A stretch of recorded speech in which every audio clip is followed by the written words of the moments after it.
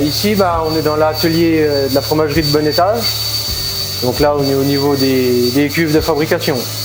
En tout, sur la coop des Bonnetage, on a 8 fermes et puis une quinzaine de producteurs.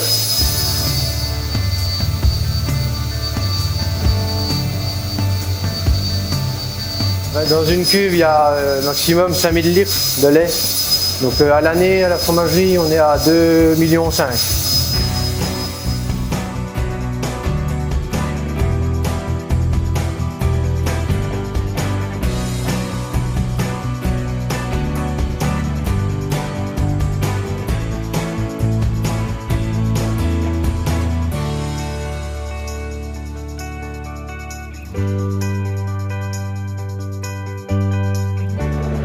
Donc ici, on est dans la cave de préaffinage de la fromagerie.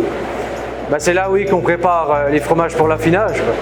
C'est les 15 premiers jours où la croûte commence un peu à se former, quoi.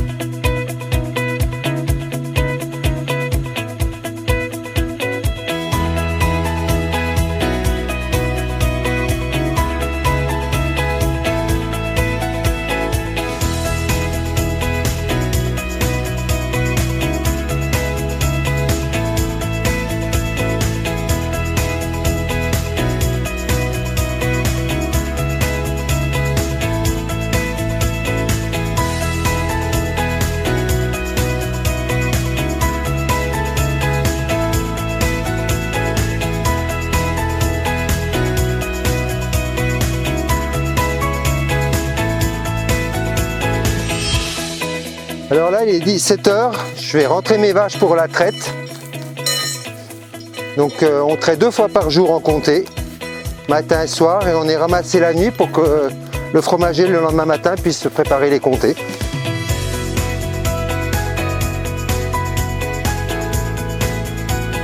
Allez, allez!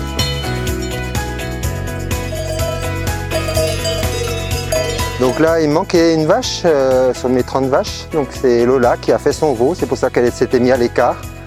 Donc c'est une race cimentale avec une belle robe froment. Viens Lola, viens. Qu'est-ce que tu nous as fait de beau? Elle nous a fait un mâle. Tant pis, pas la prochaine fois. Alors Pépère, coucher à côté de ces feuilles de gentiane, c'est sympa. Il n'y a plus qu'à lui trouver un nom. C'est l'année DR.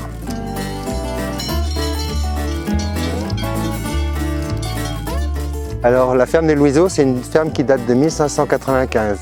Donc la plus vieille partie, c'est ce qu'on appelle nous le carré. C'est la tour qui est à droite. Puis après, ils ont construit dans l'autre sens pour avoir une ferme qui fait 1000 m² au sol maintenant. Et puis l'autre partie date du 18e, quoi. Moi, j'ai toujours aimé l'ambiance de traite, quoi. Les vaches, l'odeur. On les voit ruminer, les bruits des chaînes, des cloches. Moi, j'aime bien cette ambiance. Moi, traire, ça me gêne pas.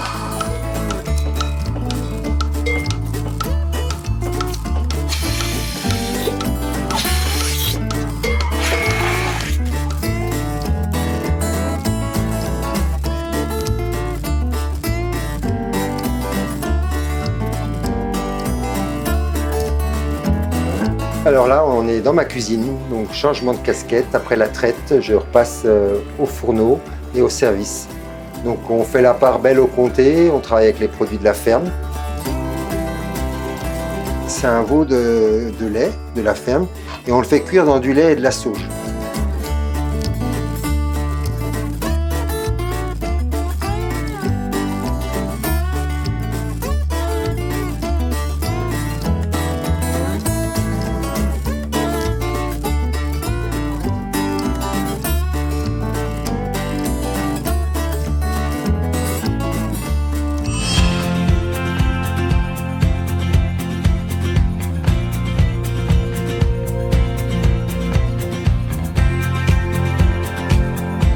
Bienvenue sur la commune de Charquemont. On est au fond de la vallée du Doubs. Le Doubs fait frontière entre la Suisse et la France. On va cheminer donc sur un petit chemin le long de la falaise pour visiter le site des échelles de la mort. En avant!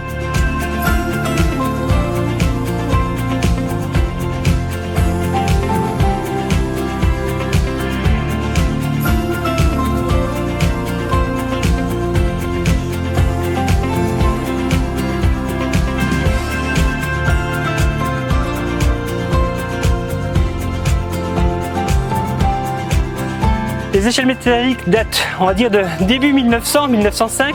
Avant, c'était des échelles en bois, de simples troncs de bois traversés par deux barreaux qui étaient posés à même la falaise. Et hop, devant nous, en enfilade, la vallée du Doubs.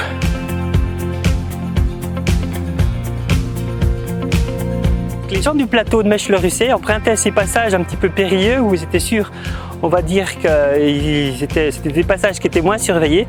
Ils descendaient par là pour se rendre en Suisse pour chercher les produits de première nécessité qui étaient indispensables à la vie. Donc le sucre, le sel, etc. Il y avait deux types de contrebande. La contrebande de commerce qui s'exerçait principalement avec des bandes et quelquefois même des bandes armées, la contrebande d'horlogerie, etc. Mais il y avait aussi la petite contrebande, ce qu'on appelle la contrebande de subsistance, c'était la bricotte. Le but c'était d'aller chercher des produits qui coûtaient moins cher en Suisse. Ce passage a été utilisé aussi dernièrement durant la Seconde Guerre mondiale quand les gens fuyaient la guerre pour se rendre en Suisse. Ça s'appelle les échelles de la mort, mais ça ne fait pas référence, fort heureusement, à des accidents. Mais c'était surtout une dénomination qui était entretenue par les contrebandiers eux-mêmes pour être tranquilles, pour exercer leur petit trafic, on va dire, sans être dérangés. Quelquefois, les contrebandiers montaient les échelles avec des ballots de 40 kg sur le dos et généralement ils y allaient de nuit pour être le moins visible possible. Et il existe aussi certaines gravures qui montrent des contrebandiers qui montent avec des veaux sur le dos.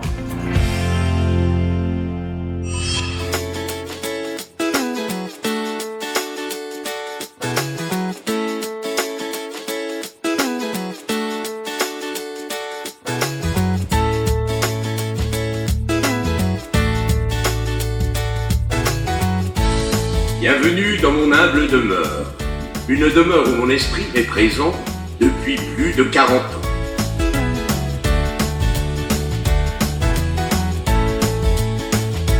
Ce sont des produits qui, depuis le 19e siècle, étaient fumés pour être conservés.